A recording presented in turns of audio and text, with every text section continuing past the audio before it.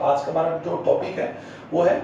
Reproductive health, यानी हमारा जो 4th चैप्टर यानी कि लेसन एनसीईआरटी, क्या आप ध्यान दें, एनसीईआरटी, आरबीसी और सीबीएसई, इसका लेसन 4 है रिप्रोडक्टिव हेल्थ, जिसका सीधा सीधा तात्पर्य अगर बात हम करें जनन स्वास्थ्य, जनन स्वास्थ्य, इसको ध्यान दें आप लोग। तो जनन स्वास्थ्य का तात्पर्य है इस टॉपिक के इस वीडियोस में, यानी जो लेसन है वो किसके ऊपर बेसिस है। सबसे इंपॉर्टेंट है जनन स्वास्थ्य, यानी इसके वर्ड से पता लग रहा है कि हम इसमें यहाँ पर रिप्रोडक्टिव हेल्थ को लेकर या इश्यूज को लेकर हम लोग उसको कंफर्म करेंगे। साथ ही इस जो लेसन है उसके अंदर काफी कंटेंट है जो हम लोग एक एक करके हम लोग पढ़ेंगे। तो आज का हमारा टॉपिक है कि जनन स्वास्थ्य यानी व्हाट इज, यानी introduction of the reproductive health. और रिप्रोडक्टिव हेल्थ यानी जनन स्वास्थ्य को लेकर हमारे देश की बात हम करें, यानी हमारा जो इंडिया की बात हम करें, जो एक विकासशील देश है जिसमें क्या समस्या आती है, और साथ ही इस जनन स्वास्थ्य को लेकर हम जनसाधारण को लेकर क्या हमारी कार्य प्रणाली है, या क्या हमारी योजना है, या क्या हमारी स्ट्रेटजी है। अगर बात हम कर सकते हैं स्ट्रेटजी, यानी स्ट्रेटजी की बात हम करें, योजना हमारी क्या क्या इसको लेकर, तो वो हम लोग डिस्कस करेंगे। साथ ही एक सबसे इंपॉर्टेंट जो एक मेथड है, यानी चिकित्सा सुविधाओं के अंदर कुछ ऐसी तकनीक है जो मानव जाति के विकास के लिए बनाई जाती है, लेकिन फिर भी कहीं ना कहीं कुछ ऐसे लोग होते हैं जो उन तकनीकों का उपयोग ना करके मिसयूज करते और पूरे मानव जाति को शर्मसार करते। उन्हीं में से एक है एमनियोसेंटेसिस, हम लोग पढ़ेंगे इसको भी। एमनियोसेंटेसिस और सीडीएस ये तकनीक है, कोरियोनिक विलेज सैंपलिंग है, इसको हम लोग रीड करेंगे। तो स्टार्ट करते हैं हम लोग सबसे पहले जनन स्वास्थ्य। तो स्टूडेंट सबसे पहले बात हम लोग करें कि जनन स्वास्थ्य का इंट्रो की बात हम करें, यानी इसकी परिभाषा अगर मैं बात करूं तो एक दो वर्ड है जनन और स्वास्थ्य, यानी शॉर्ट शब्दों की बात हम कर सकते हैं कि जनन अंगों से संबंधित जो स्वास्थ्य होता है, या जनन अंगों की रख रखाव है, जनन अंगों की साफ सफाई है, या जनन अंगों से की बात हम करें, उनसे रिलेटेड जो हेल्थ होता है उसको हम लोग जनन स्वास्थ्य कहते हैं। लेकिन इन दो वर्ड के अंदर जनन स्वास्थ्य का एक कंप्लीट जो डेफिनेशन या कंप्लीट जो एक जो यू कह सकते हैं कि इसका जो सार है वो नहीं आ सकता, क्योंकि सबसे पहली बात मैं बता दूं कि ह्यूमन बॉडी की बात हम करें, हालांकि इसमें थोड़ा सा मैं ब्रीफ में जाना चाहूंगा कि ह्यूमन बॉडी के अंदर वैसे हम जान सकते हैं कि ह्यूमन बॉडी में 2 टाइप के ऑर्गन्स होते हैं। एक जो फर्स्ट टाइप के ऑर्गन्स होते हैं उन्हें हम लोग कायिक ऑर्गन्स कहते हैं, यानी जिसे हम भाषा में दैहिक ऑर्गन्स कह सकते हैं, और दूसरी जो ऑर्गन्स है जिन्हें हम लोग सेक्सुअल या रिप्रोडक्टिव ऑर्गन्स कहते हैं। अब रिप्रोडक्टिव ऑर्गन्स की बेस की बात हम करें, रिप्रोडक्टिव ऑर्गन्स वे होते हैं, वे ऑर्गन्स जो नवीन संतति के उत्पत्ति में, यानी सीधा सीधा है जनन प्रक्रिया में, यानी संतान की उत्पत्ति में हेल्प करते हैं, उन्हें हम बोल सकते हैं रिप्रोडक्टिव ऑर्गन्स।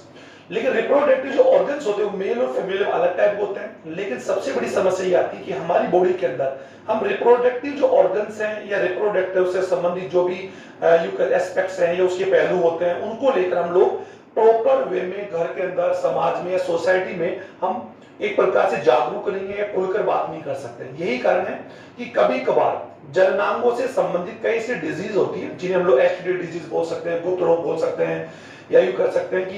एक वीडी डिजीज बोल सकते हैं। ये वो डिजीज है जिनके सिम्टम्स इतने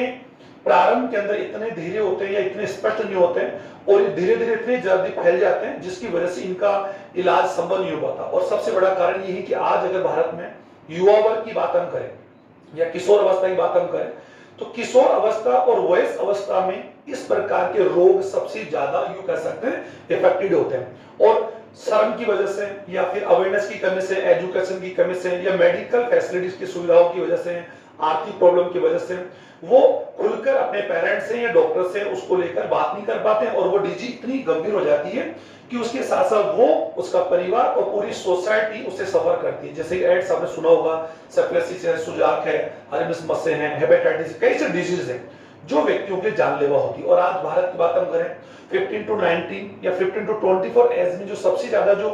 डेथ हो रही है वो सबसे बड़ा यही अवेयरनेस की कमी है। और अवेयरनेस की कमी की वजह से कई ऐसे हेल्थ इश्यूज आते हैं जिनका समय पर उपचार नहीं हो पाता। तो ये मैंने बेसिकली ये वीडियो थोड़ा सा मैं बनाने का बात करूंगा। पहला जो टॉपिक हम ले रहे हैं इसमें थोड़ा एक्सप्लेनेशन है, और इसके जो नोट्स होंगे मैं आपको पीडीएफ के माध्यम से इसका स्क्रीनशॉट भेज दूंगा। तो रिप्रोडक्टिव हेल्थ को लेकर अगर बात हम करें तो इसकी परिभाषा अब मैं आपको एक्सप्लेन करने जाऊंगा कि WHO यानी WHO वर्ल्ड हेल्थ ऑर्गेनाइजेशन ने इसकी डेफिनेशन को कंप्लीट रूप से समझाया कि जनन स्वास्थ्य का तात्पर्य अगर बात हम करें कि जनन से संबंधित सभी पहलू, जनन से संबंधित सभी पहलुओं का अगर हम अध्ययन करते हैं या उनका पता लगाते हैं या जागरूकता का लोगों को संदेश देते हैं, वही एक्चुअली में जनन स्वास्थ्य होता है। तो जनन से संबंधित सभी पहलू का अर्थ है कि जो व्यक्ति हो उसमें शारीरिक, मानसिक, भावनात्मक, इमोशनल, भावनात्मक, सामाजिक और लैंगिक आदि, यानी यूं कह सकते हैं कि जनन से संबंधित जितने भी पहलू हैं, यानी फिजिकल रूप से हम जा सकते हैं कि रिप्रोडक्शन के लिए किसी भी कपल को या जो जनन समय जो कपल होते हैं जिन्हें हम लोग यूं कह सकते हैं पति पत्नी कहते हैं, उनका शारीरिक रूप से, मानसिक रूप से, इमोशनल रूप से, सामाजिक रूप से और सेक्सुअल रूप से एक्चुअल में वो परिपक्व होंगे। और अगर कोई व्यक्ति इस दृष्टि से इन सभी पहलुओं के आधार पर अगर वो स्वस्थ है तो इसका अर्थ है कि वो व्यक्ति जनन रूप से यानी रिप्रोडक्टिव रूप से कंप्लीट स्वस्थ है। तो जनन स्वास्थ्य का सीधा सीधा अगर हम लोग डेफिनेशन बात करें तो इसको आप आराम से लिख भी पाएंगे और सुन भी पाएंगे कि जनन से संबंधित सभी पहलुओं जैसे शारीरिक, मानसिक, सामाजिक और लैंगिक और भावनात्मक सभी पहलुओं का अगर अध्ययन किया जाए या लोगों को जागरूक करना ही जनन स्वास्थ्य है। तो ये तो आप लोग समझ गए, इसकी डेफिनेशन हो गई। अब बात आती है कि जनन स्वास्थ्य को लेकर अगर हम लोग यहां पर बात हम करें कि रिप्रोडक्टिव हेल्थ या जनन स्वास्थ्य, आप समझ लो रिप्रोडक्टिव हेल्थ को लेकर जो मेनली प्रॉब्लम्स आती है यानी मेन जो समस्या आती है, स्टूडेंट ध्यान दें, ये पहला पॉइंट हमारा हो गया रिप्रोडक्टिव हेल्थ का, हमने इंट्रोडक्शन पढ़ लिया कि परिचय यानी इसकी परिभाषा मैंने आपको बता दी।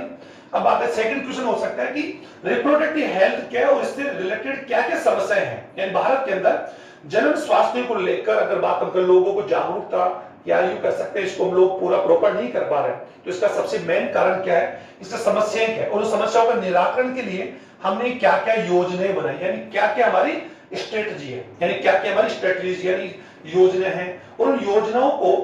क्रियान्वित करने के लिए व्यापक स्तर पर लोगों तक पहुंचाने के लिए या यूं कह समस्त लोगों को जागरूक करने के लिए हम किन किन गैजेट्स का या किन किन साधनों का, किन किन इवेंट्स का यूज कर सकते हैं, जो हम लोग वन बाय वन पढ़ेंगे और उसमें क्या इश्यू आ रहे हैं, क्या प्रॉब्लम्स आ रही है। तो सर रिप्रोडक्टिव हेल्थ को लेकर भारत की अगर बात हम करें तो सबसे पहली बात हम कर सकते हैं कि भारत एक विकासशील देश है और जिसकी जनसंख्या अनुमानित अगर बात हम कर सकते हैं 1.38 करोड़, ये तो आपको मालूम होगा, ये करंट मैं बता रहा हूं आपको, इसमें हो सकता है कम ज्यादा भी हो, लेकिन सबसे बड़ी समस्या ये आ रही है कि भारत की जनसंख्या की वृद्धि, यानी सबसे बड़ी समस्या ये आ रही है कि जनन स्वास्थ्य ही नहीं बल्कि व्यक्ति को कंप्लीट हेल्थ नहीं मिलने का सबसे बड़ा रीजन अगर बात हम कर सकते हैं, बेरोजगारी की बात हम कर सकते हैं, महंगाई का बढ़ने की बात हम कर सकते हैं, भूखमरी की बात हम कर सकते हैं या गरीबी की बात हम कर सकते हैं। जितनी भी समस्या मैंने जो आप लोगों को अभी आपके सामने रखी, इन सभी का मेन जो सबसे बड़ा रीजन है जनसंख्या वृद्धि। ये हम लोग इसी चैप्टर पढ़ेंगे। तो पॉपुलेशन जो रेट हमारे इंडिया की बहुत ज्यादा है और भारत में जनसंख्या इतनी ज्यादा है कि इस संख्या के अनुरूप हमारे भारत के अंदर अगर बात है, वैसे हमारा भारत इंडिया एक ग्रेट कंट्री है, इसमें को दो रहा है क्योंकि वी आर इंडियंस और वी शुड ऑलवेज प्राउड, हम इसको प्राउड है और करना चाहिए, लेकिन प्राउड करने से काम नहीं चलेगा। भारत के अंदर आज आजादी की बात हम करें 1947 से लेकर 2021 के बीच अगर हम लोग जाएं, लास्ट 74 इयर्स के अंदर भारत के अंदर यूं कह सकते हैं प्रमुख रूप से सभी क्षेत्रों की बात हम करें, एग्रीकल्चर की बात हम करें, मेडिकल की बात हम लोग कर सकते हैं, एजुकेशन की बात हम कर सकते हैं या अंतरिक्ष की बात हम कर सकते हैं, संचार, सभी क्षेत्रों के अंदर एक व्यापक रूप से यूं कह सकते हैं कि विकास हुआ है। लेकिन फिर भी ये जो विकास हुआ है वो हमारी जनसंख्या के सामने एक ऊंट के यूं कह सकते हैं अगर ऊंट के मुंह में जीरे के समान है। आज पूरा विश्व या पूरा भारत पैंडेमिक से गुजर रहा है और आज भारत के अंदर प्रतिदिन अगर बात हम कर सकते हैं तो काफी लोग हजारों की तादाद में चिकित्सा के अभाव में, क्योंकि भारत के अंदर चिकित्सा सुविधाएं, मेडिकल फैसिलिटीज की बात हम करें या इंफ्रास्ट्रक्चर की बात हम करें, हॉस्पिटल्स की बात हम करें, पीएससी की बात हम करें, डॉक्टर्स है, नर्स है, मेडिकल यूं कह सकते हैं कि इक्विपमेंट्स है, ऑक्सीजन की बात हम कर सकते हैं, रोजाना हम लोग न्यूज पढ़ रहे हैं, ये इतनी प्रचुर मात्रा में कमी है जिसका खुलासा जिसका सामना हम लोगों ने अभी 2021-2020 हम लोग कर रहे हैं, जिसे हमें पता लग गया कि भारत की एक्चुअल स्थिति क्या है। तो यही कारण है कि आज भारत में प्रमुख रूप से, हालांकि ये पॉइंट बहुत पहले का है लेकिन मैं आज को जोड़ के बताना चाहूंगा स्टूडेंट, क्योंकि हम सभी आज हमारा परिवार कहीं ना कहीं आज इस वैश्विक महामारी से जो लड़ रहे हैं, तो हमें पता लग रहा है कि हमारे भारत में आज प्रमुख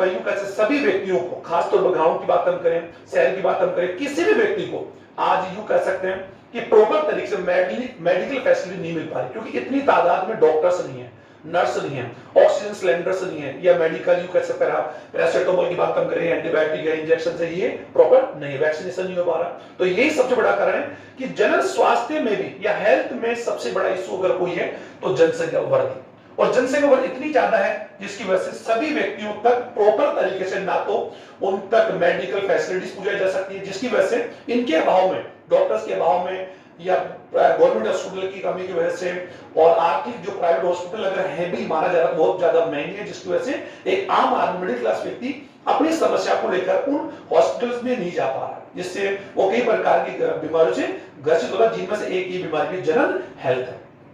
तो जनसंख्या वृद्धि। सेकंड की बात हम करते हैं शिक्षा का अभाव या जागरूकता की कमी, सबसे बड़ी बात है जागरूकता की कमी भी एक सबसे बड़ी समस्या है। थर्ड अगर सबसे बड़ा कारण हो सकता है तो भारत के अंदर लिंग को लेकर, यानी लड़का लड़की को लेकर भी काफी कुछ मतभेद है, या कई ऐसे सामाजिक बुराई है जिसमें आज भी परिवार में कर सकते हैं कि लड़का लड़की को लेकर एक समान महत्व नहीं दिया था। हालांकि उसमें सुधार काफी हो रहा है, ऐसी एक अलग बात है, फिर भी कई अगर हम दूर दराज गांव में जाते हैं तो आज भी हम लोगों को कई हमारे समाज में कई सामाजिक या कुरीतियां पता लगती है जिसमें आज भी लड़के लड़की समान अवसर दिया जाता है। सबसे बड़ी समस्या आती है कि जन्म से पूर्व लिंग जांच करवाना, या यूं कह सकते हैं कि कम उम्र में विवाह कर देना, और सबसे बड़ी बात है कम उम्र में अगर विवाह होगा तो कम उम्र में ही वो महिला जो होगी वो संतान यूं कह सकते हैं कि प्रेग्नेंट हो जाती है, और प्रेग्नेंट होने के कंडीशन में अगर वो महिला 13 to 14 ईयर की है, जो जिस एज के अंदर वो एक्चुअल में कंप्लीट तरीके से फिजिकल रूप से, मैंने अभी यहां लिखा था फिजिकल रूप से और ना मेंटल रूप से वो संतान को जन्म देने के लिए तैयार नहीं, लेकिन फिर भी सामाजिक कुरीति की वजह से बाल विवाह और समय से पूर्व या बाल्य अवस्था में ही यूं कैसे प्रेग्नेंट होना, जिससे प्रेगनेंसी के दौरान कई प्रकार की कॉम्प्लेक्स या कई प्रकार जटिलता उत्पन्न हो जाती है, या फिर हो सकता है कि प्रसव क्रिया के पहले या प्रसव क्रिया के दौरान जो जच्चा होती है उसकी मृत्यु भी हो जाती है। तो आज भारत की बात हम करें, मैंने बताया था कि 15 to 19 एज में सबसे ज्यादा जो डेथ रेशियो आ रहे हैं वो बाल विवाह और कम उम्र में यू प्रेग्नेंट होने से हो रहा है। तो ये भी एक सबसे बड़ी समस्या की बात हम कर सकते हैं। दूसरा सबसे बड़ा अगर कारण अगर हम लोग इसको मान सकते हैं हेल्थ इश्यूज में या जन स्वास्थ्य को लेकर लोगों तक प्रॉपर तरीके से हम लोग नहीं पहुंच पा रहे हैं, तो सबसे बड़ा ये हमारी योजनाओं में कमी की बात हम कर सकते हैं, हमारी मानसिकता में कमी है। सरकार जो भी आई है उन सरकार की मानसिकता, इस मानसिकता आप देख सकते हैं कि अगर सरकार की मानसिकता पॉजिटिव होती तो आज भारत में भी अन्य देशों की तुलना में कई करोड़ व्यक्तियों को वैक्सीनेशन लग चुका होता है, लेकिन आज हम देख पा रहे हैं कि हमारे भारत की जनसंख्या के अनुरूप में केवल 1 से 2% व्यक्तियों को वैक्सीनेशन हो पाया है, जिससे आज हर परिवार का मेंबर कहीं ना कहीं इस बीमारी से ग्रसित हो रहा है। तो लोगों की काम करने की भावनाओं में की कमी है, जो सरकार रही है या जो भी यूं कह सकते हैं कि जिनकी भी सरकार बनी सेंटर के अंदर स्टेट में, उनके कार्य करने के अंदर जो एक यूं कह सकते हैं कि जो रोचकता होनी चाहिए उसकी कमी भी रही, या फिर यूं कह सकते हैं कि जितने भी जो डाटा जो है वो केवल एक फाइलिंग सिस्टम में रहे होंगे, जमीनी स्तर के ऊपर वो प्रॉपर पहुंच ही नहीं पाए। ओके सर, क्योंकि जन स्वास्थ्य का अधिकार या जन स्वास्थ्य की जो योजना है उसको जानने का अधिकार भारत के प्रत्येक व्यक्ति को, चाहे वो शहर के अंदर हो चाहे हमारे बॉर्डर या गांव के अंदर हो। तो ये कुछ समस्या है जिसकी वजह से आज अगर बात हम कर सकते हैं कि जन स्वास्थ्य को लेकर हम लोग इतने अवेयर नहीं है, और आज वो एक बहुत भयावह रूप लेता जा रहा है। अब बात आती है सर इसको लेकर, जन स्वास्थ्य को लेकर सबसे पहली बात कैसे हमारी योजनाओं की बात हम करें तो भारत सरकार ने 1951 में, ध्यान दीजिए 1951 में इसको लेकर क्या क्या प्रोग्राम यानी क्या क्या प्रोग्राम बनाए गए, ठीक आप लोग आराम से ध्यान दें कि जनसंख्या हेल्थ को लेकर आज हम बात करें, जनसंख्या या जन स्वास्थ्य को लेकर क्या क्या योजना बनेंगी। तो जब भारत आजाद हुआ तो 1951 में जब पंडित जवाहरलाल नेहरू हमारे प्रधानमंत्री थे तो उन्होंने, भारत पहला देश है जिन्होंने 1951 के अंदर फैमिली प्लानिंग, ये ध्यान देंगे आप लोग, फैमिली प्लानिंग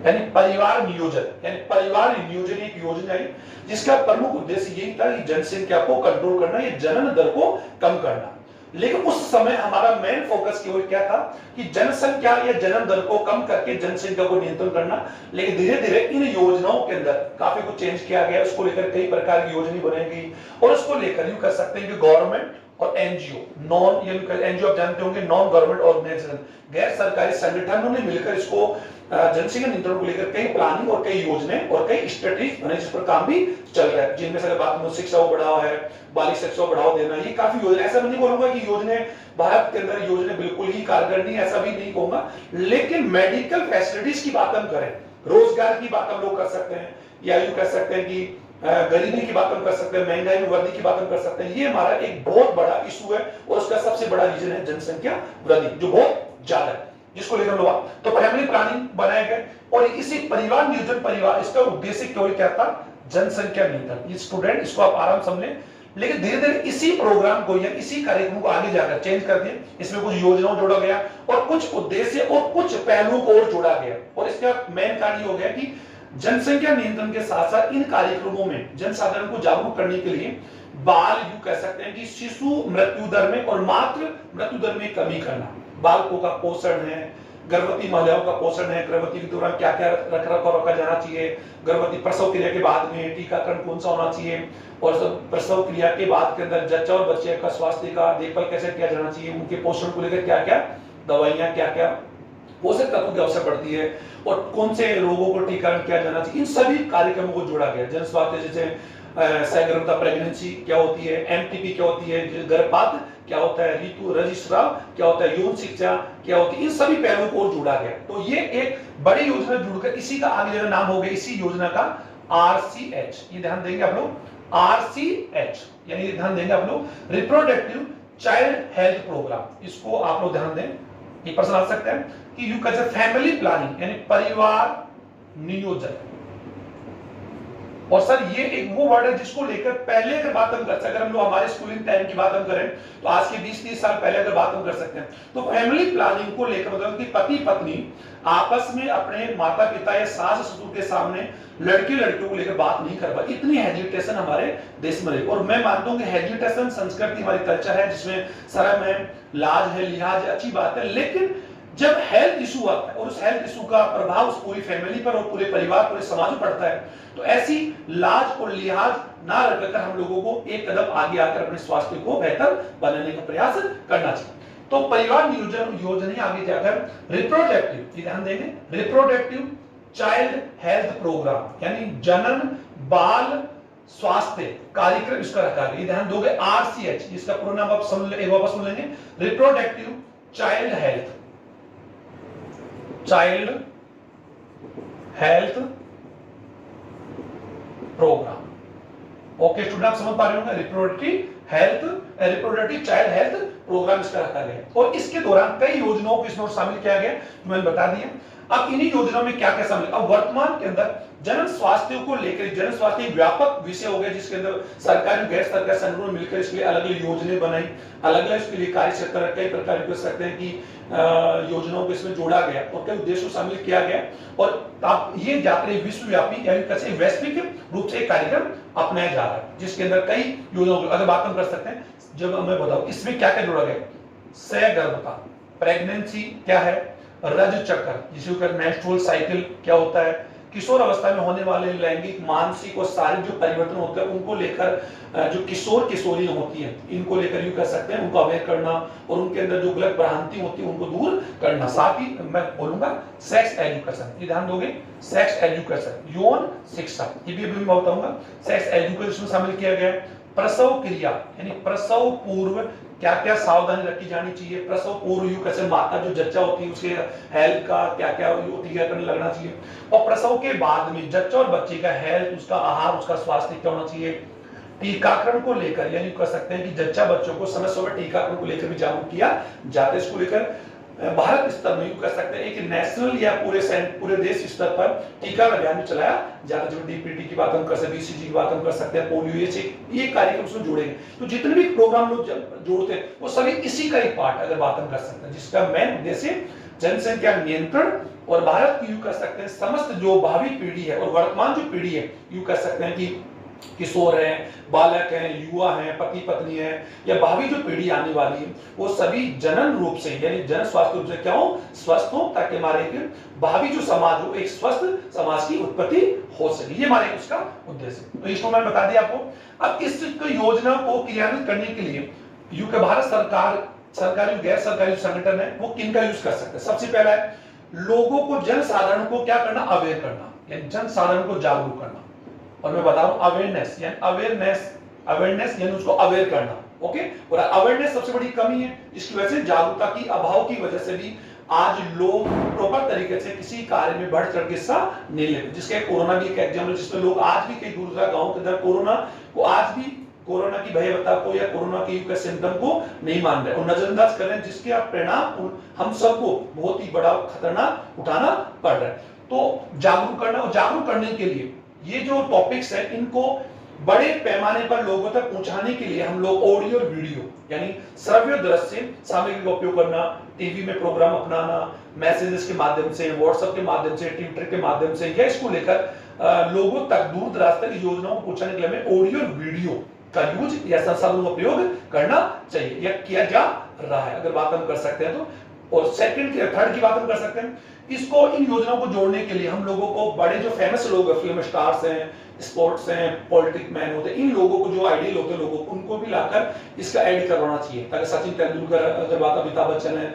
अक्षय कुमार, शाहरुख खान है, ये बड़े बड़े जो एक यूं कह सकते हैं कि जो लेजेंड हैं, ये भी इन योजनाओं में जुड़कर इस योजना को दूर दराज लोगों तक पहुंचाने के लिए मदद किया कर रहे। थर्ड है, इन टॉपिक्स को या जन स्वास्थ्य संबंधित पहलू जितने भी हैं उनको हम लोग प्रिंट मीडिया है, फ्लैक्स है, बैनर है, पैम्पलेट्स हैं, बुक्स हैं, इनके द्वारा भी हम लोगों तक पहुंचा सकते हैं। थर्ड है, इन टॉपिकों को विद्यार्थियों के स्कूलों के अंदर जो टॉपिक्स या सब्जेक्ट चलते हैं उनके अंदर इनको जोड़ा जाना चाहिए। और हम देख रहे हैं कि छोटी कक्षा की बात हम करें, 5th class, 6th class, 7th, 8th, 9th, 10th की बुक्स में भी जनरल हेल्थ को लेकर, जननांगों को लेकर है, जनरल प्रक्रियाओं को लेकर है, प्रेगनेंसी क्या है, टीकाकरण क्या है, यौन शिक्षा के इन पॉइंट को जोड़ा जा रहा है। तो ये सब इसके प्रमुख एक्चुअली कर सकते हैं, ऐसा किया जाकर हम इन योजनाओं को दूर दराज तक पहुंचा सकते हैं। तो प्रश्न क्या बन गया कि जनन स्वास्थ्य को लेकर लोगों को जागरूक करने के लिए किन-किन सामग्रियों का एक किन-किन प्रोग्राम का उपयोग किया जा सकता है। एक है, इन योजनाओं को क्रियान्वित करने के लिए हम लोग गवर्नमेंट और एनजीओ, नॉन गवर्नमेंट जो ऑर्गेनाइजेशन है, इनको आगे लाना चाहिए और लोगों को मोटिवेट करना चाहिए, प्रोत्साहन करना चाहिए, जिसके द्वारा जो नॉन गवर्नमेंट ऑर्गेनाइजेशन और एनजीओ होते हैं, ये भी अगर कड़ी जुड़कर इन योजनाओं में जुड़ेंगे तो हम मान सकते हैं कि कुछ आगामी कुछ वर्षों 2050 तक ये सारी योजनाएं दूर दराज या भारत के प्रत्येक व्यक्ति तक पहुंच जाएगी। ऐसा नहीं कि आज ये योजनाएं 100% कंप्लीट फेल है, ऐसा नहीं। कुछ योजनाओं को अगर बात हम करें काफी सफल भी हुई है, कई लोगों को हम लोगों ने उन्मूलन भी कर दिया, अगर बात हम कर सकते हैं, जैसे पोलियो की बात हम कर सकते हैं या चेचे की बात हम कर सकते हैं, कई डिजीज है जिनको हमने भारत से कंप्लीट डैशबोर्ड ये कंप्लीट खत्म भी कर दिया। तो ये इन्हीं योजनाओं का अगर बात हम कर सकते हैं, पूरी इन योजनाओं का एक उदाहरण बताया जाता है, लेकिन फिर भी आज इन योजनाओं को और ज्यादा क्रियान्वित करने के लिए लोगों की मानसिकता को बदलना पड़ेगा, क्योंकि जब तक हमारे सरकारी तंत्र या हमारे यूं कह सकते हैं कि जिन्हें हम लोग जो बड़े बड़े जो अधिकारी होते हैं या जिन्हें हम लोग ब्यूरोक्रेट बोलते हैं, ये अधिकारी या योजनाएं जो बनाए जाने वाले जो व्यक्ति होते हैं या संसद विधानसभा, ये जब योजनाओं को जमीनी स्तर तक जब तक नहीं उतारेंगे तब तक कोई भी योजना 100% सफल नहीं हो सकती। ओके, तो ये हम लोग देख लिए। अब हमारा अगला पॉइंट है कि इसको लेकर क्या क्या है, इन प्रोग्राम के दौरान लोगों को किन किन बातों को लेकर अवेयर या जागरूक किया जा रहा है, यानी हमारा इन योजनाओं का क्या है स्टूडेंट, ऑब्जेक्ट्स या स्ट्रेटजी। अभी हम बता दी कि क्या क्या हमारी स्ट्रेटजी है, क्या क्या योजना है। तो इसका सबसे प्रमुख उद्देश्य तो यही है कि सबसे पहली बात है कि जनन स्वास्थ्य से लेकर या जनन स्वास्थ्य के समस्त जो पहलू हैं, जो भी मैंने लिखे थे आपको, सभी पहलुओं का समझ गए, उन सभी पहलुओं को लेकर लोगों को जागरूक करना, यानी सबसे पहले लोगों को जागरूक करना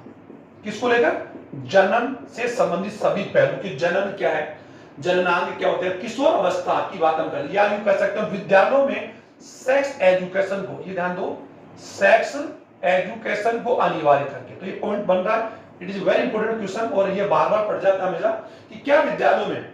यौन शिक्षा अनिवार्य होनी चाहिए या होनी चाहिए, क्यों? तो मैं जवाब दूंगा इसका यस, क्योंकि सेक्स एजुकेशन इस वर्ड को लेकर आप लोग थोड़ा सा कहीं ना कहीं हेजिटेट होते हैं, और मैंने बता दिया कि इन वर्ड को लेकर हम लोग थोड़ा प्रॉपर बात नहीं कर पाते परिवार में, टीचर के साथ या डॉक्टर के साथ। तो सेक्स एजुकेशन से एजुकेशन, इसके पीछे के वर्ड का इंपोर्टेंस एजुकेशन, और एजुकेशन ही एक यूं कह सकते हैं वो आयाम है जिसके द्वारा हम लोग लोगों को टूरिस्ट के लिए लोगों का विकास कर सकते हैं, लोगों को प्रश्न पूछने अपने दायित्वों के लिए, अपने अधिकारों के लिए, और हमारे देश के अंदर जो भी कुछ योजना है उनको लेकर हम लोग उनको अवेयर कर सकते हैं। तो विदाउट एजुकेशन, क्योंकि एजुकेशन का मीनिंग है सीखना और सिखाना, सीखना और सिखाना। तो यहाँ पर हम लोग बात कर सकते हैं कि जनन से संबंधित जो पहलू होते हैं, क्योंकि यहाँ सेक्स एजुकेशन का मतलब तो सेक्स को लेकर एजुकेशन देना नहीं है, सेक्स एजुकेशन का तात्पर्य कि किशोर अवस्था और विद्यालय के अंदर जितने स्टूडेंट होते हैं, हम जान सकते हैं विद्यालयों में एज 13 टू 18 ईयर, और हम जान सकते हैं कि जो किशोर अवस्था होती है जीवन की वो 10 टू 18 होती है।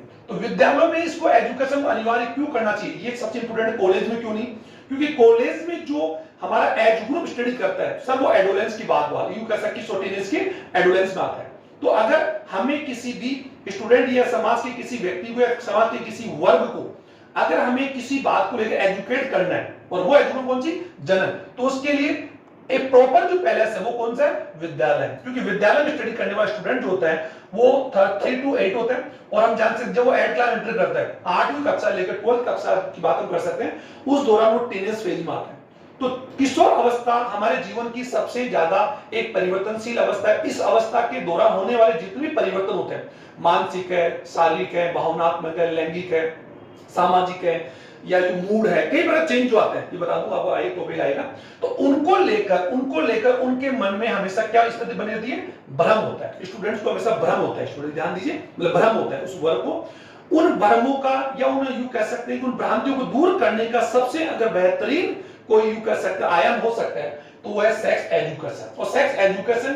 को हम अनिवार्य करके जनन से संबंधित सभी पहलू कि जननांग क्या होते हैं, जननांगों की साफ सफाई, उनका रख रखाव, जनन से संबंधित जो डिजीज होते हैं, यौन संक्रामक रोग क्या होते हैं, यौन संक्रामक, ये ध्यान दीजिए पूरा पॉइंट चल रहा है, यौन संक्रामक रोगों का कारण क्या है, यौन संक्रामक रोगों की रोकथाम कैसे की जा सकती है, या यौन संक्रामक रोगों को कैसे पहचाने, प्रॉपर उनको जागरूक किया जाना चाहिए, मैरिजल एज क्या होनी चाहिए, मैरिजल एज क्या होना चाहिए, ये भी हमारा इसका उद्देश्य है। और सारी सहगर्भता क्या है, रज चक्र क्या होती है, शुक्रजन अंडजनन की क्रिया क्या होती है, इन तमाम पहलुओं को लेकर और साथ ही उनके दिमाग में उठने वाले तमाम जो भ्रांति होती है उनको हम एक प्रॉपर एजुकेशन, प्रॉपर एक माहौल बनाकर हम उन्हें समस्या को दूर कर सकते हैं और इसमें हेल्प कर सकते हैं। सबसे बड़ी हेल्प अगर बात कर सकते हैं तो फैमिली के अंदर, फैमिली में पेरेंट्स और स्कूल के अंदर जो टीचर्स होते हैं वो प्रॉपर तरीके से, या उनके ब्रदर या बड़े जो होते हैं वो इसे ऐसे जो क्लोज कर चुके हैं वो उनको प्रॉपर समझा सकते हैं। तो ये एक इसका सबसे बड़ा उद्देश्य जो हमारा ऑब्जेक्ट है। थर्ड अगर बात हम कर सकते हैं कि समाज के अंदर जो लड़का लड़की कर सकते हैं, समाज में सभी व्यक्तियों को हमें गर्ल एंड बॉय, लड़का और लड़की में यूं कह सकते हैं समानता बताकर जो कन्या भ्रूण हत्या उनको रोकना, क्योंकि आज भारत के अंदर कन्या भ्रूण हत्या का सबसे बड़ा कारण अगर बात हम कर सकते हैं तो यही है कि समाज में ज्यादातर जो वर्ग होते हैं या ज्यादातर जो फैमिलीज होती है वो ये चाहते हैं कि वंश को आगे बढ़ाने के लिए पुत्र होना चाहिए, लड़की तो बाद में हो जाए, लेकिन ये भावनाएं धीरे धीरे चेंज हो रही है, मैं मानता हूं। और वो सबसे बड़ा इसका कारण अगर कोई है तो एजुकेशन और लोगों का अवेयर होना। ओके, तो लड़के और लड़की में यूं कह सकते हैं समानता समझाते हुए कन्या भ्रूण हत्या यानी कन्या भ्रूण हत्या या कन्या जो गर्भ हत्या उसको रोकना। साथ ही इसका प्रमुख उद्देश्य है लोगों को सहगर्भता के बारे में बताना। किसका बताना? सहगर्भता यानी प्रेगनेंसी क्या है, प्रेगनेंसी के दौरान क्या क्या रख रखाव रखा जाना चाहिए, प्रेगनेंसी के दौरान आने वाले इश्यूज को लेकर हम लोग प्रॉपर डॉक्टर्स को या नर्सिंग जो कर्मचारी उनको प्रॉपर हम लोग दिखाएं, इसको लेकर हम हमारे गांवों तक यूपीएससी या जो औषधालय होने चाहिए और है भी ऐसी बात, लेकिन प्रॉपर वर्क नहीं कर रहे। लेकिन फिर मैं बोलूंगा कि लोगों को या महिलाएं जो होती है प्रेगनेंसी में रख रखाव को लेकर उनको अवेयर करना चाहिए, साथ ही उनके फैमिली को भी एक प्रेग्नेंट महिला में क्या क्या रख रखाव और क्या क्या चेंज आए तो उस दौरान हमें एक प्रेगनेंसी के दौरान डॉक्टर्स को दिखाएं, ताकि प्रेगनेंसी के दौरान कोई भी कॉम्प्लेक्स या कोई भी इस प्रकार की स्थिति ना बने जिससे जच्चा और बच्चे दोनों की जान को खतरा भी हो सके। तो ये एक सबसे बड़ा कारण है। सबसे बड़ी बात साथ ही लोगों को टीकाकरण को लेकर अवेयर करना, क्योंकि टीका ही और इसका महत्व तो अभी हम लोग जानते हैं। 2021 में हमें वैक्सीनेशन का इंपोर्टेंस समझा स्टूडेंट की, और ये हमारा चैप्टर भी आएगा कि what is the meaning of vaccination या what is the programme of the vaccination, क्या प्रोग्राम होता है। तो आज हम देख पा रहे हैं कि हम एक पैंडेमिक डिजीज से गुजर कर रहे हैं और आज हर कोई व्यक्ति चाहता है कि परिवार को उसके हर व्यक्ति को वैक्सीन लग जाए, चाहे उसकी यूं कैसे उसका वो पेबल हो या वो चार्ज भी हो जाए, लेकिन उसके दौरान। लेकिन आज इंडिया की जनसंख्या इतनी है कि भारत सरकार ने इन वैक्सीनेशन प्रोग्राम को लेकर स्टेट गवर्नमेंट और सेंट्रल गवर्नमेंट के पास कोई स्ट्रेटजी नहीं थी, यानी उनको ये पता ही नहीं था कि सेकंड वेव भी आ जाएगा, और अभी भी इसकी खतरनाक वेव जो आने वाली है उसको रोकने का अगर एक सबसे बेहतरीन तरीका हुआ है तो वो वैक्सीन है। तो वैसे ही अगर आज कोरोना वैक्सीन क्या होता है, वैसे ही हर डिजीज, हेजा है, टाइफाइड है, मोतीजरा है, मलेरिया आदि डिजीज की रोकथाम, शिशु मृत्यु को रोकने के लिए लोगों को टीकाकरण का इंपोर्टेंस समझाना और समय पर जाकर बच्चों को स्वयं को टीका लगाना, ये भी हमारा एक उद्देश्य है, लोगों को जागरूक करना। सबसे बड़ी बात है लोगों को, अब देखो, लोगों को जनसंख्या नियंत्रण के लिए समझाना, साथ ही व्यक्तियों को जनसंख्या वृद्धि से होने वाले प्रभाव से उन्हें समझाना। लोगों को छोटे परिवार का, मैं आराम एक ही लिख रहा हूं, लोगों को छोटे परिवार यानी स्मॉल फैमिली का इंपोर्टेंस समझाना, साथ ही छोटे परिवार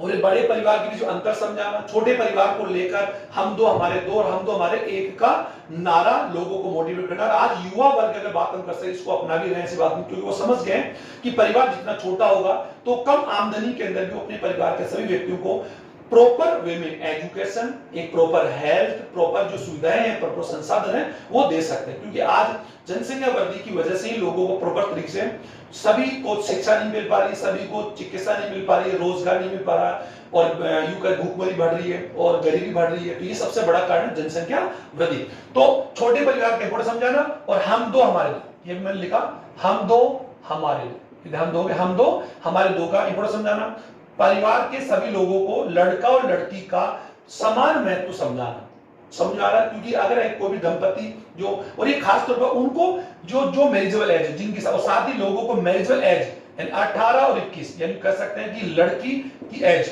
18 और लड़के की 21, इसको बढ़ाकर, इसको वर्तमान अगर बात हम करें इसको बढ़ाया भी जा रहा है। अगर बात हम मैरिजेबल एज फिक्स करना, लोगों को विवाह की उम्र को लेकर अवेयर करना ताकि बाल विवाह को रोका जा सके। और बाल विवाह अगर मैं बता दी, बाल विवाह होता है तो गर्भ धारण करने की उनके सामने क्या होती है, एक मजबूरी भी होती है, क्योंकि परिवार के जो लोग होते हैं वो उन्हें संतान उत्पन्न करने के लिए फोर्स करते हैं, तो एक मजबूरी होती है। और अगर समय से पहले संतान उत्पत्ति होती है तो कई प्रकार के कॉम्प्लेक्स हो जाते हैं, जो मैंने भी आपको बता दी। तो लड़का और लड़की के मैरिजेबल एज फिक्स करना जो 18 और 21, और वर्तमान इसको 21 और 24 भी किया जा रहा है, ताकि लड़का और लड़की अपने एजुकेशन को कंप्लीट करके अपने पैरों पर खड़े होकर अपने भावी जीवन को, एक वैवाहिक जीवन को बेहतर बना सके। और शादी की उम्र तभी उन चीज सब जब कोई व्यक्ति या कोई भी लड़का और लड़की शारीरिक, मानसिक और आर्थिक और सामाजिक रूप से, शारीरिक, आर्थिक, मानसिक, भावनात्मक रूप से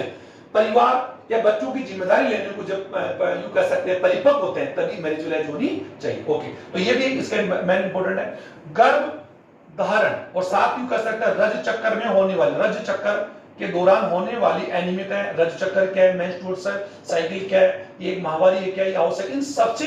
तमाम लोगों को अवेयर करना। सबसे बड़ी बात जनसंख्या नियंत्रण के लिए लोगों को एजुकेट करना, अवेयर करना, छोटे परिवार का महत्व समझाना, छोटे और बड़े परिवार से होने वाली, परिवार पढ़ने वाली जो अति बाहर है उनको लेकर लोगों को मोटिवेट करना, साथ ही ऐसी योजनाएं चलाना कि हालांकि इस प्रकार योजनाएं चला भी जा रही है कि वर्तमान के अंदर जिस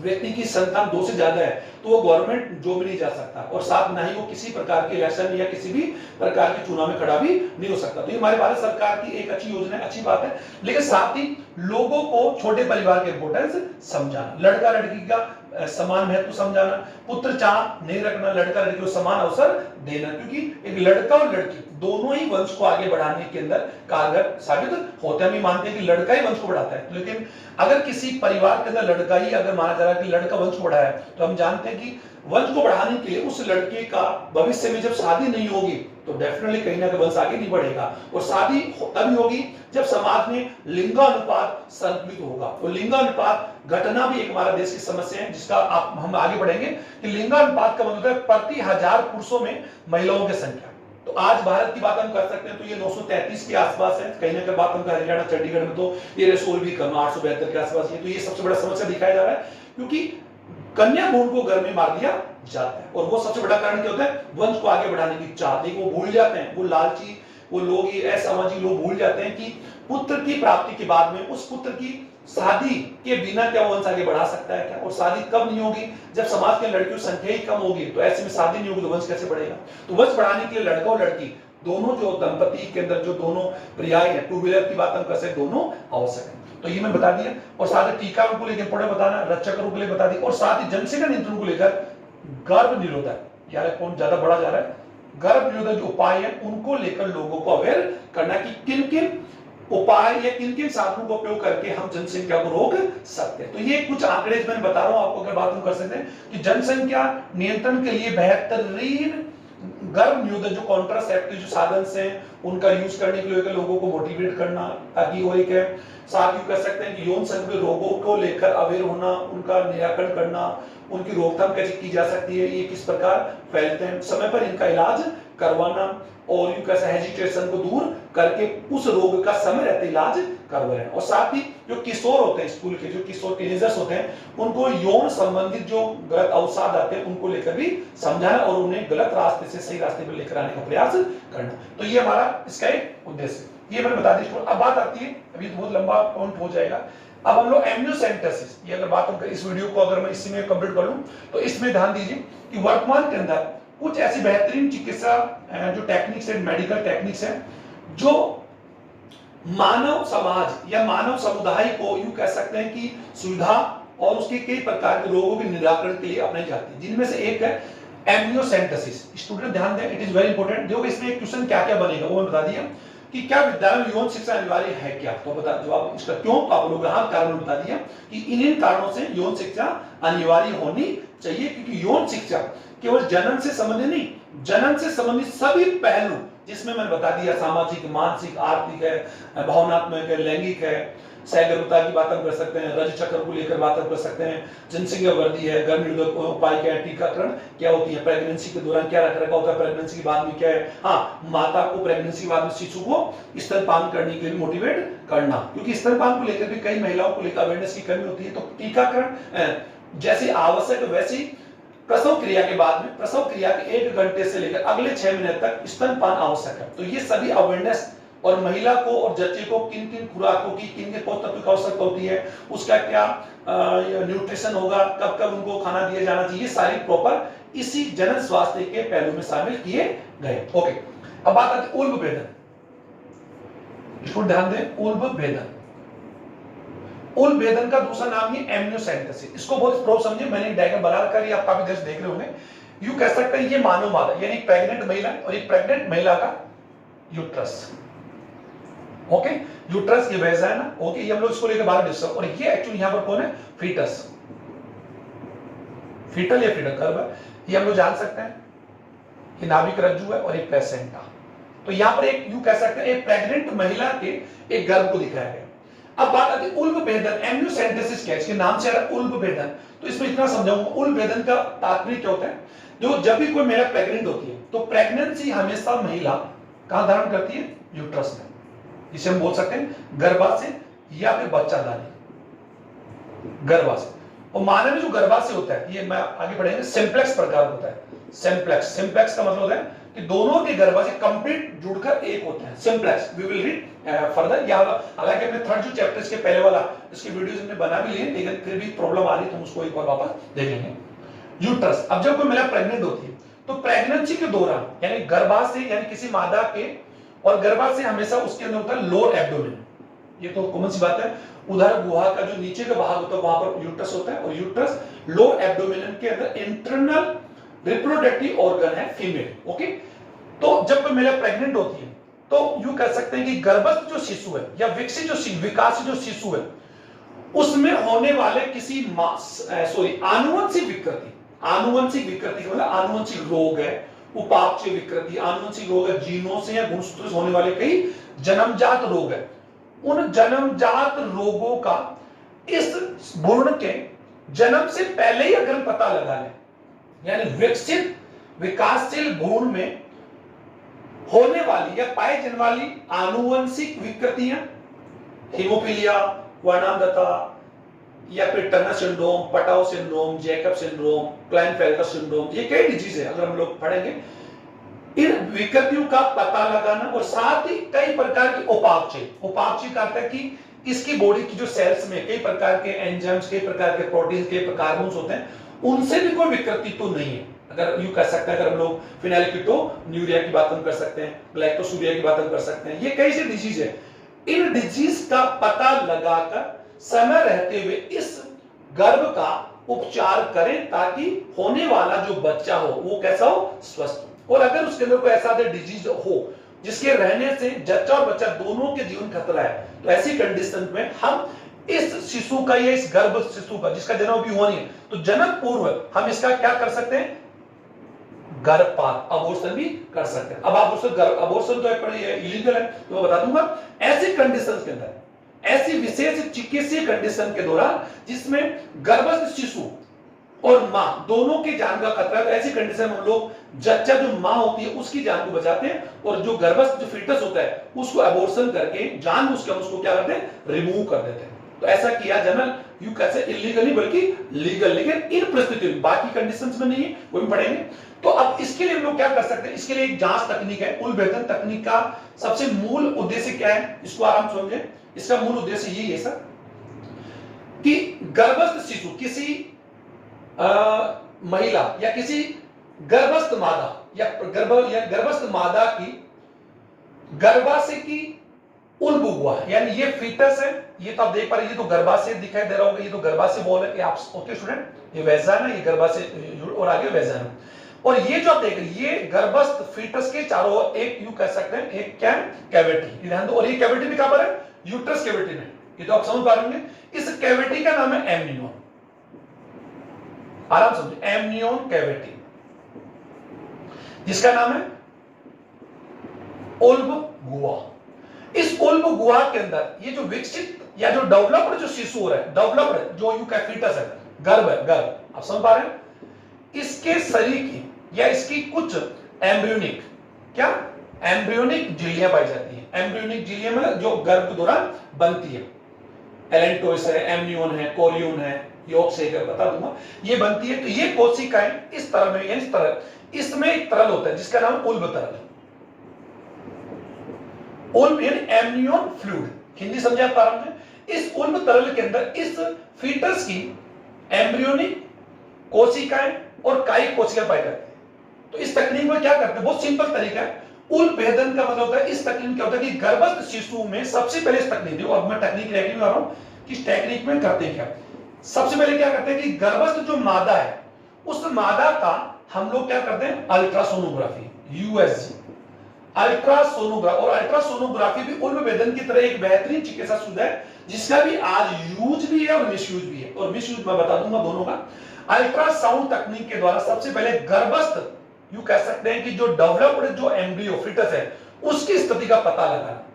राइट सर, ताकि इसमें जो हम सुई का प्रयोग करके, एक लंबी सुई होती है सीजर, उस सुई का प्रयोग करें तो इस भ्रूण को या गर्भ को किसी प्रकार से कोई नुकसान ना पहुंचे। ये तो आप समझते हो कि हमारी बॉडी के किसी ऑर्गन्स की इंटरनल स्थिति का पता लगाने के लिए हम लोग यूएसजी का प्रयोग करते हैं, एक्सरे का प्रयोग करते हैं, या सीटी स्कैन, तो मालूम होगा आपको। लेकिन यूएसजी करके सबसे पहले शिशु का या गर्भस्थ फीटस का स्थिति का पता लगाएंगे कि वो एक्चुअल में है क्या, वो लैटरल है क्या, वो मिड है क्या, वो उस कौन सी कंडीशन है, ये ध्यान दीजिए आपको। और उल्ब भेदन तकनीक कब की जाएगी, मैं बता दिया, उसका मेन उद्देश्य क्या है, आनुवंशिक और उपापचय विकृतियों का पता लगाकर समय पूर्व उनका उपचार निदान करना, और निदान या उपचार ना होने की स्थिति में गर्भस्थ शिशु का एबॉर्शन या एमटीपी करके उसको रिमूव करना और जच्चा की जान को बचाना। ओके, इस पता लगाने की उसकी स्थिति क्या है, और मैंने डायग्राम बना रखा है। अब क्या करते हैं कि लंबी सुई, यानी एक लंबी, एक कॉमन सी बात है, एक लंबी निडल, ये तो इंजेक्शन सुई आती है, इस सुई का प्रयोग करते हुए, लंबी सुई का प्रयोग करते हुए, इस सुई के प्रयोग करके द्वारा क्या होता है कि इस गर्भाशय, जो नाम याद है कि गर्भस्थ मादा के गर्भाशय की गुहा, गर्भाशय, ये तो कौन है, गर्भाशय की गुहा है, और गर्भाशय की गुहा में कौन सी गुहा है स्टूडेंट, उल्ब गुहा। तो गर्भाशय गुहा को भेद का अर्थ आप जानते, पेंट्रेट, भेदन, ओके, भेद कर इस उल्ब तरल की कुछ मात्रा को इस इंजेक्शन के द्वारा इसमें फिल करना, क्योंकि हमें इस गर्भस्थ शिशु का आनुवंशिक और लिंग निर्धारण आदि का पता लगाने के लिए हमें यहां पर सैंपल के लिए ये तरल की कुछ मात्रा लेनी पड़ेगी, और ये एक्ट और कोई नहीं है बल्कि कौन है, उल्ब तरल है। इस उल्ब तरल में क्या है, मैंने बताया, उल्ब तरल के अंदर क्या क्या स्टूडेंट, एम्ब्रियो, इस भ्रूण की एम्ब्रियोनिक झिल्ली की कोशिकाएं, ओके, सोमेटिक यानी कायिक कोशिका, और कोशिका अगर होगी तो गुणसूत्र भी होगा, ओके। तो वो तरल की कुछ मात्रा लेकर ले ली, उस मात्रा को लेने की बात है। अब हम क्या करते हैं, उस मात्रा जो सैंपल हमने ले लिया, उस सैंपल में जो कोशिका है, और मैंने अभी बता दिया वो कोशिका एक्चुअली कौन सी कोशिका होगी, भ्रूणीय कोशिका, भ्रूणीय झिल्ली कोशिका होगी, और भ्रूणीय झिल्ली कोशिका होगी तो कोशिकाओं में कौन सी कोशिका होगी, कायिक कोशिका होगी। अब समझ पा रहे होंगे कायिक कोशिका कौन सी, क्योंकि इसमें इस शिशु के अधिकांश कायिक कोशिका इस तरल में आ जाती है, ओके। अब बात आती है इन कायिक कोशिकाएं जो होती है, और हम जानते हैं कि ह्यूमन बॉडी के अंदर गुणसूत्र संख्या 2n = 46 होती है, गुणसूत्रों की संख्या 23 पेयर होती है, ये तो बहुत वैसी चीज है जो हम लोग बहुत पहले पढ़ते आ रहे हैं। और किसी भी प्राणी के द्विगुणित गुणसूत्रों की संख्या को उस प्राणी का हम लोग बोलते हैं कैरियोटाइप। कैरियोटाइप केंद्र प्ररूप, ये ध्यान दो, केंद्र प्ररूप। किसी भी प्राणी के द्विगुणित गुणसूत्रों की गुणसूत्री जोड़ियों की संख्या को कैरियोटाइप कहते हैं। तो इस तकनीक के द्वारा हम इस शिशु के अंदर यानी इस गर्भ फीटस में कोई आनुवंशिक डिजीज तो नहीं, और आनुवंशिक डिजीज का मेन कारण क्या हो सकता है, या तो गुणसूत्रों की विकृति या फिर जीन की विकृति या डीएनए की। तो इन कोशिकाओं को यानी इस तरल को लेकर इस तरल का हम क्या करेंगे, सबसे पहले क्या करें, अपकेंद्रण। क्या करेंगे, अपकेंद्रण, यानी अपकेंद्र तकनीक से, यानी अपकेंद्रण तकनीक का यूज करेंगे, जिससे क्या होगा कि औसतन गति से ये कोशिकाएं इस बीकर में क्या होगी, बैठ जाएगी। इसमें पढ़ा होगा आप लोग अपकेंद्र तकनीक, तो आप जानते हैं साइंटिफिक क्वेश्चन। तो अपकेंद्र तकनीक के द्वारा क्या करेंगे, ये कोशिका नीचे में बैठ जाएगी। तो इन कोशिकाओं को प्राप्त करके इन कोशिकाओं के केंद्रक में मौजूद गुणसूत्रों का संख्या, गुणसूत्रों की स्थिति, या फिर कह सकते हैं इन कोशिकाओं के गुणसूत्रों का क्या बनाना, गुणसूत्र आलेख। ये आप इसको समझिए स्टूडेंट। और गुणसूत्र आलेख क्या होता है कि किसी भी प्राणी के द्विगुणित गुणसूत्रों को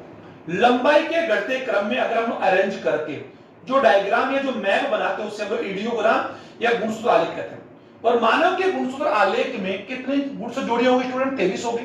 तो यदि गुणसूत्र आलेख में अगर कोई गुणसूत्र कोई सामान्य से बड़ा या छोटा है, टेढ़ा है या कम है, तो उसका पता लगाकर हम उस शिशु का समय से पहले क्या कर सकते हैं, इलाज कर सकते हैं। आई थिंक आप समझ पा रहे होंगे, बहुत ही ज्यादा मत जोश में। यानी गर्भस्थ शिशु का यूं कह सकते हैं कि गर्भस्थ जो मादा है, गर्भस्थ मादा की गर्भाशय की गुहा को एक लंबी सल्ले सुई द्वारा भेद कर उल्ब तरल को प्राप्त करके, उल्ब तरल को प्राप्त करने की तकनीक को उल्ब भेदन कहते हैं।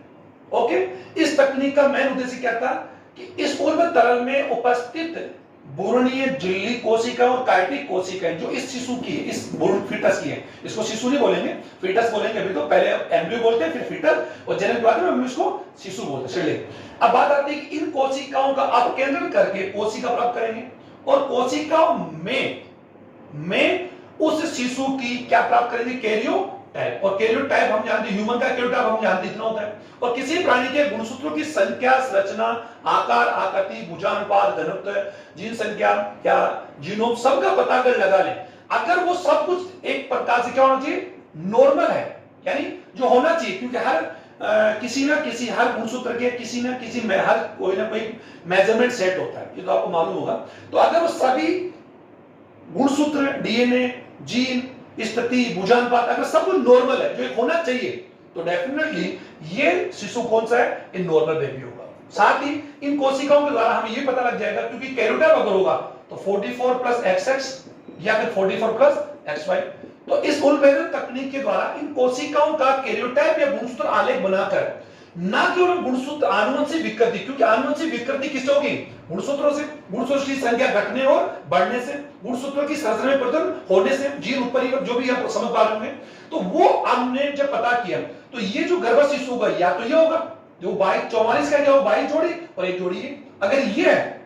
तो ये यानी इससे हमें पता लग गया कि ये होने वाला जो गर्भ है वो कौन है, एक्चुअली कौन है, मादा, सॉरी मादा है। और ये कौन है, अब ये नर है। तो इस तकनीक का उपयोग हम लिंग निर्धारण में भी और आनुवंशिक विकृतियों और उपापचयी विकृतियों का पता लगाकर उनका उपचार करने में इनका उपयोग किया जाता है। लेकिन वर्तमान में इस उल्बेधन तकनीक का उपयोग केवल समय से पूर्व या जन्म से पूर्व लिंग जांच करके, और अगर वो लिंग या अगर वो जो गर्भ फीटस है अगर मादा है, तो ज्यादातर क्या होता है, उसका अबॉर्शन करवा दिया जाता है, जो कानूनी रूप से गैर कानूनी है। तो इसीलिए भारत सरकार ने इस तकनीक को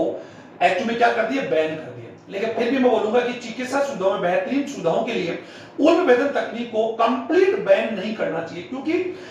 कुछ लोग ये हैं जो इसका उपयोग करके, इसका उपयोग किसमें करते हैं, वो केवल बच्चे के स्वास्थ्य पता लगाने के उद्देश्य नहीं करते हैं। कई डॉक्टर्स हैं, कई नर्सिंग होम्स ऐसे हैं जो केवल पैसों के लालच के चक्कर में जन्म से पूर्व गर्भ का लिंग जांच करके अगर वो लिंग मादा का होता है तो उस परिवार की सहमति से वो डॉक्टर या नर्सिंग हॉस्पिटल जो होते हैं उस गर्भस्थ भ्रूण को हटा देते हैं, जो अपने आप में एक प्रकार से एक अपराध है। राइट सर, इसलिए इसको बैन किया गया। लेकिन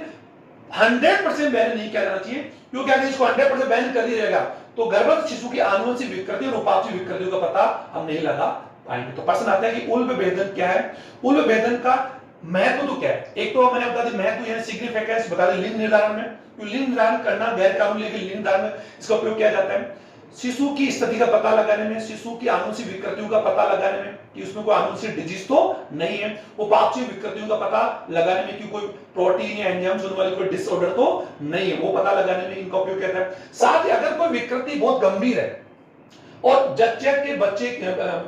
जो महिला है उसकी जान को खतरा होता है, ऐसी कंडीशन में हम इसी तकनीक से तो पता लगाएंगे कि गर्भस्थ शिशु में कोई ऐसा बीमारी तो नहीं जिसका उपचार ही नहीं है। तो ऐसी कंडीशन में हो तो हम उसका क्या कर सकते हैं? एमटीबी करवा कर अबॉर्शन भी कर सकते हैं। तो ये तकनीक इसका क्या है? एडवांटेज है। ओके, अब इसका हानि क्या है? अगर बात हम करते हैं ब्लैक, अगर यू के ब्लैक ड्रोन की बात हम करें तो इसका ब्लैक डाउन की बात हम करें, इसकी जो हानि सबसे बड़ी बात है कि इसका सेक्स डेटर्मिनेशन या लिंग निर्धारण करने में इसका उपयोग किया जाता है, जिससे कन्या भ्रूण हत्या बढ़ रही है। ये ध्यान दीजिए, आज भी विश्व में लगभग टोटल जितने संतान पैदा होती है उसका 1/5 भाग, लगभग 20% बच्चों को आज भी अबॉर्शन किया जाता है। अगर मैंने कहा कि एक दिन में 100 बच्चे पैदा हो रहे हैं तो 100 में से 20 को तो आज भी अबॉर्शन किया जा रहा है। अब आप इसकी स्थिति से अंदाजा लगा सकते हैं कि कन्या भ्रूण हत्या जिनमें से एक है। तो एक इसका डिसऑर्डर क्या होगा? मैंने बता दिया कि सेक्स डेटर्मिनेशन का उपयोग किया जा रहा है, अगर बात हम कर सकते हैं। तो इसलिए इस तकनीक का ये क्या है? अवगुण है। क्या? बैक डाउन है। ध्यान दो, बैक डाउन यानी इसकी हानि, और मैं तो बता दिया। अब सबसे बड़ी हानि एक और है, इस तकनीक में क्या होता है सर, थोड़ा बड़ा हो रहा है, इस तकनीक में क्या हो रहा है? इस तकनीक में केवल 20 सप्ताह तक, कब तक? 20 सप्ताह की फीटस का ही इस तकनीक से आनुवंशिक विकृतियों का पता लगाया जा सकता है। और हम जान सकते हैं कि 20 सप्ताह के दौरान अगर हम लोग एमनियोस यानी एमनियोसेंटेसिस या उल्बेधन तकनीक अपनाते हैं, सुन लीजिए, और ऐसी कंडीशन में उस शिशु की कायिक कोशिकाओं में अगर कोई गुणसूत्र असामान्य है, राइट, यानी कोई ऐसी विकृति जिसका उपचार नहीं हो सकता, और ऐसी कंडीशन में उपचार केवल ये बचता है कि उसको हम लोग क्या करें? अबॉर्शन करें, उस शिशु को या फीटस को अबॉर्शन करें। तो ऐसी कंडीशन में 20 वीक, ये ध्यान दीजिए, इस सप्ताह में यानी 20 वीक में ही इसको किया जा सकता है। उससे पहले ये तकनीक नहीं आती, क्योंकि एम्ब्रियो जो कैविटी होती है, जो फीटस का कंप्लीट फीटस जो डेवलप होता है वो 20 सप्ताह के बाद बनता है। और 20 सप्ताह आप जानते हैं कि मानव में प्रेगनेंसी 9 माह की मानी गई है, 9 माह या 270 दिन, ये ध्यान दोगे। और 9 माह का अर्थ है इसमें 3-3 माह की, कितनी? 3-3 माह की 3 तिमाही होती है, 3 ट्राइमेस्टर होते हैं, ध्यान दीजिए। फर्स्ट ट्राइमेस्टर 1 से 3 महीने की, फिर 4 से 6 महीने की, और 7 से 9 महीने, ध्यान दो, 3 तिमाही होती है। तो हम जान सकते हैं अगर इस तकनीक में गर्भस्थ शिशु में अगर कोई डिजीज है और उसका अबॉर्शन करना पड़ा, तो इस कंडीशंस में उस महिला का इस शिशु को अबॉर्शन भी नहीं, अब एमटीबी नहीं किया, क्योंकि एमटीबी करने पर कंडीशन क्या होगा? उसकी मृत्यु हो सकती है। तो ये तकनीक का सबसे बड़ा हानि क्या है कि इस तकनीक को 20 सप्ताह के पहले इसका यूज नहीं किया जा सकता। और 20 सप्ताह में अगर आप यूज करते हो और अगर फीटस में कोई डिजीज है तो आप इसका क्या नहीं करवा सकते हो? एमटीबी। तो इस तकनीक का कोई इंपॉर्टेंट नहीं होगा। आप समझ पा रहे होंगे मैं क्या कहना चाह रहा हूं। इसलिए इस तकनीक की जगह मेडिकल साइंस ने एक तकनीक ढूंढी जिसका नाम क्या है? सीवीएस। ये ध्यान दो, ये भी आपको सीवीएस बता दूं। सीवीएस क्या है? Chorionic villus sampling. Chorionic villus sampling.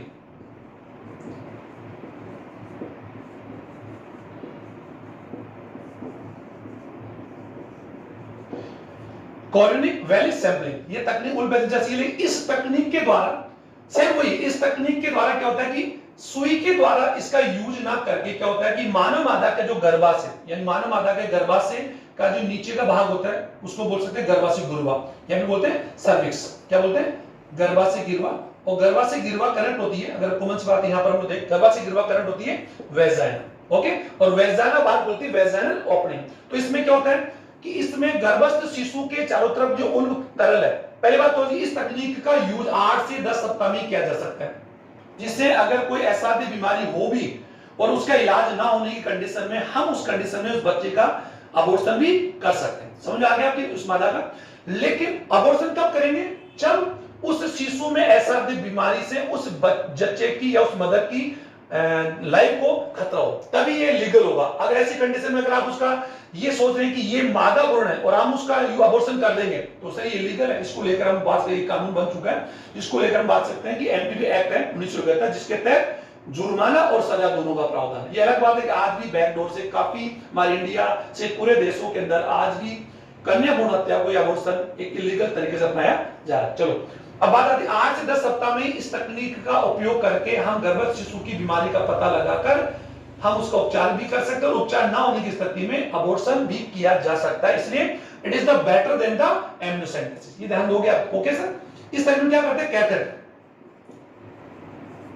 ये कैथेटर होता है, ये बड़ी कैथेटर यू कैसे एक मूत्रवाहिनी जैसे पाइप होता है। Okay sir. जैसे उस पाइप को यू कह सकते हैं मादा की वेजाइनल ओपनिंग, यानी मादा का जो जनन छिद्र होता है वेजा ओपनिंग के द्वारा गर्भाशय गुहा में प्रवेश करवा के यू कह सकते सक्सेशन के द्वारा, यानी सक्सेशन का होता है जैसे यू कह सकते हैं कि सक्सेशन जो हमारा पावर होता है, सक्सेशन के द्वारा इन कोशिकाओं को क्या कहता है? खींचा जाता है कैथेटर के द्वारा। यानी यहां पर क्या होगा? कैथेटर लगाकर, नलिका लगाकर इस तरल को